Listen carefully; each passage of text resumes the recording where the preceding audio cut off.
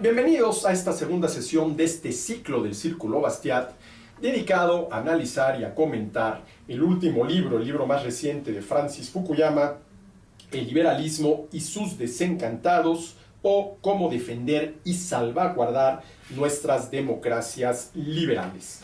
Como ya lo mencioné, la intención, y cito a Fukuyama, ¿sí?, es que este libro pretende ser una defensa del liberalismo clásico. ¿Y qué es el liberalismo clásico? Bueno, esa es la pregunta, ¿sí?, que le da título al primer capítulo del libro de Fukuyama.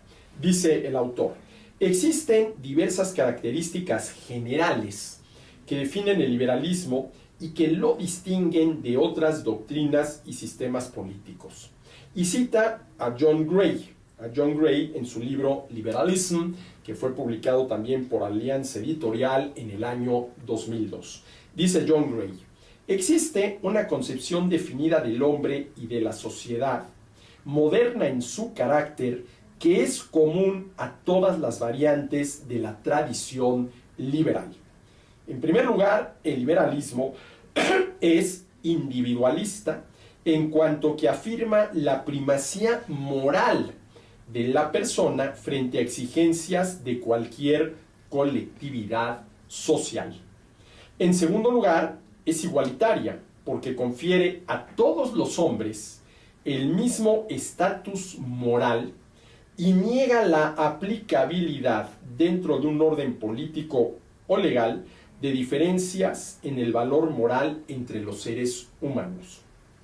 Es también universalista, ya que afirma la unidad moral de la especie humana y concede una importancia secundaria a las asociaciones históricas específicas y a las formas culturales. Y además de ser individualista, igualitaria y universalista, es meliorista, por su creencia en la corregibilidad y la posibilidad de mejoramiento de cualquier institución social y acuerdo político. El meliorismo es esta idea de que los seres humanos podemos mejorar, vamos a decirlo así, gracias a nuestro trabajo, gracias a nuestra inteligencia, gracias a la técnica que inventamos y desarrollamos, los resultados de la naturaleza. Entonces, existen diversas características generales, dice Fukuyama, que definen el liberalismo y que lo distinguen de otras doctrinas y sistemas políticos. Y cita a John Gray, quien dice que el liberalismo es individualista, es igualitarista en el sentido que le reconoce a todos los seres humanos la capacidad para decidir y elegir, es universalista en el sentido de que absolutamente a cualquier ser humano deben reconocérsele plenamente, definir puntualmente y garantizar jurídicamente sus derechos, y es meliorista en el sentido de que tiene, vamos a decirlo así, una visión positiva del futuro humano, creyendo que, y hasta ahora en términos generales los hechos así lo confirman, que gracias al trabajo, al ingenio, a la técnica, al esfuerzo, a la innovación, etcétera, etcétera, etcétera, somos los seres humanos capaces de mejorar los resultados de la naturaleza. Dice Fukuyama: las sociedades liberales otorgan derechos a los individuos, el más fundamental de los cuales es el derecho a la autonomía. Esto es, la capacidad de tomar decisiones relacionadas con la expresión, la asociación, las creencias y, en última instancia, la vida política. Ahora, a ver, aquí yo sí quiero hacer el siguiente comentario. Dice Fukuyama: las sociedades liberales otorgan derechos a los individuos. Yo creo que las sociedades liberales reconocen plenamente, definen puntualmente y garantizan jurídicamente los derechos que las personas tienen. En primer lugar, porque les corresponden como tales, como personas, como seres humanos, o en segundo lugar, porque así lo convinieron con alguien más. Pero no es verdad que un Estado, que una legislación, que un gobierno pueda otorgar derechos a los individuos. Muy probablemente, si otorga derechos, esos derechos no van a ser verdaderos derechos, sino intereses. Y yo creo que aquí la distinción es importante. Pero bueno, ¿sí?, las sociedades liberales otorgan derechos a los individuos, el más fundamental de los cuales es el derecho a la autonomía, o dicho de otra manera, a la libertad individual, ¿sí? Dentro de la esfera de la autonomía, dice Fukuyama, se enmarca el derecho a la propiedad privada y a realizar transacciones económicas. Con el tiempo, la autonomía incluiría asimismo el derecho a ostentar una parte del poder político a través del derecho al voto. Pero aquí aparecen ya los dos principales derechos, ¿sí?, que el liberalismo reconoce: el derecho a la libertad individual y el derecho a la propiedad privada, siendo que la propiedad privada es la condición de posibilidad del ejercicio de la libertad individual.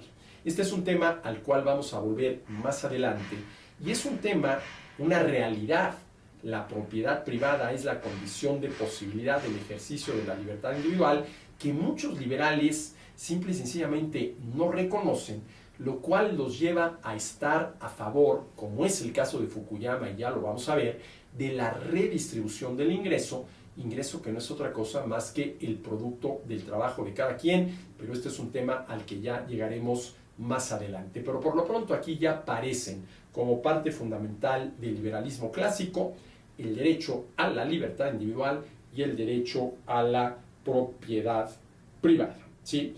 Ahora, dice Fukuyama, huelga decir que los primeros liberales tenían una concepción limitada acerca de quienes podían ser calificados como seres humanos titulares de derechos, ¿sí?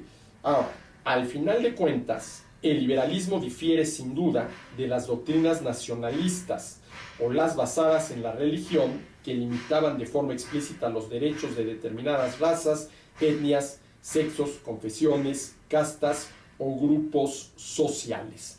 Y esta es una de las características fundamentales del liberalismo, aunque históricamente, desafortunadamente, no siempre se haya llevado a la práctica.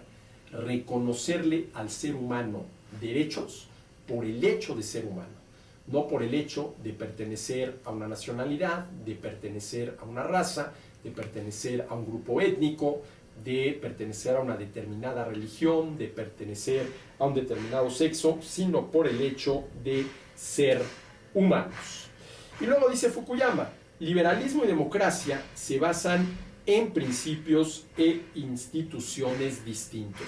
Y este es un tema al cual ya volveremos más adelante, la relación entre liberalismo y democracia. Ahora, lo que dice Fukuyama es que lo adecuado sería referirnos a democracia liberal, al hablar del tipo de régimen que ha prevalecido, por ejemplo, en América del Norte, en Europa, partes del este y del sur de Asia y otros lugares del mundo desde el final de la Segunda Guerra Mundial. Porque claro, ¿cuál es el único tipo de democracia válido si se han de respetar los derechos de las personas? Pues esto que Fukuyama llama democracia liberal. ¿Qué es la democracia liberal? Es un sistema de votación en el cual no todo debe ser sujeto de voto, no todo debe ser sujeto a la decisión de la mayoría. Es más, es relativamente poco lo que en una democracia verdaderamente liberal es objeto de la votación y de la decisión de la mayoría. Y luego dice Fukuyama, ese liberalismo, más que la democracia, lo que ha sido objeto de ataques más duros en los últimos años, ¿sí?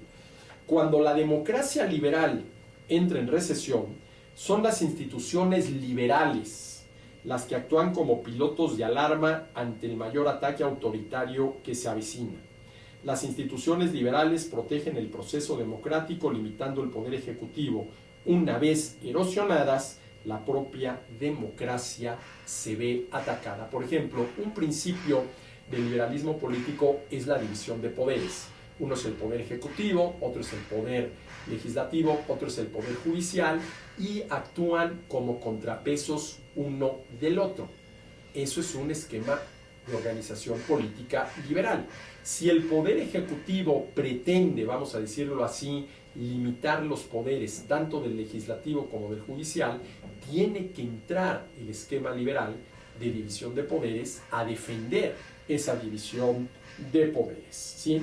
La actual crisis de la democracia liberal, dice Fukuyama, no gira tanto en torno a la democracia en sentido estricto como en torno a las instituciones liberales. Lo que se asocia con el crecimiento económico y la prosperidad del mundo moderno es el liberalismo, mucho más que la democracia. El crecimiento económico desvinculado del planteamientos de igualdad y justicia puede ser muy problemático, pero el crecimiento sigue siendo una condición previa indispensable para la mayoría de las otras cosas positivas que tratan de lograr las sociedades. Y aquí Fukuyama menciona un punto muy importante.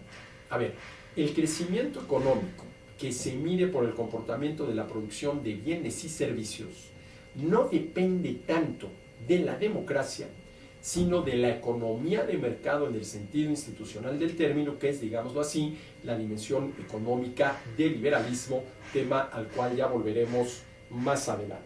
Ahora, para terminar este punto, dice Fukuyama, a lo largo de los siglos se han planteado tres justificaciones fundamentales de las sociedades liberales.